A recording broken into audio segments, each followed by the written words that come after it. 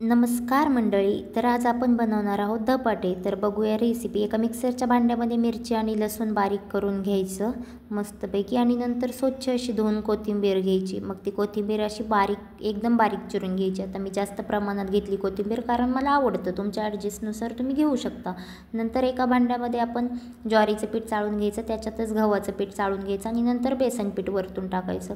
मग नंतर चवीपुरतं मीठ टाकायचं, हळद टाकायची आणि मी असे जिरे बारीक करून हातावरती टाकलेत कारण टेस्ट छान येते. मग नंतर चिरलेली कोथिंबीर त्याच्यात टाकायची आणि नंतर जे आपण आलं आणि मिरची बारीक केलेली ती त्याच्यावरती टाकून द्यायची आणि थोडंसं असं पाणी टाकून त्याला घट्ट असा गोळा मळून घ्यायचा. त्याचा असा एकजीव होईपर्यंत पूर्ण सगळं असं छान मळून घ्यायचं.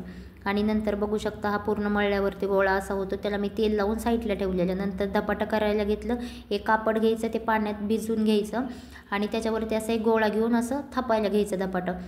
आता आमच्याकडे तर ह्याला धपाटा म्हणतात, तुमच्याकडे काय म्हणतात मला माहीत नाही, तुम्ही कमेंटमध्ये मला सांगा. मी माझ्या आईकडून धपाटे बनवायला शिकले. माझी आई खूप टेस्टी धपाटे बनवते आणि मला पण खूप छान येतात बनवायला. आता हे धपाटा बनवले, ह्याला असे थोडेसे छोटे छोटे होल करून घ्यायचे कारण की धपाटा असं छान भाजतं पूर्णपणे.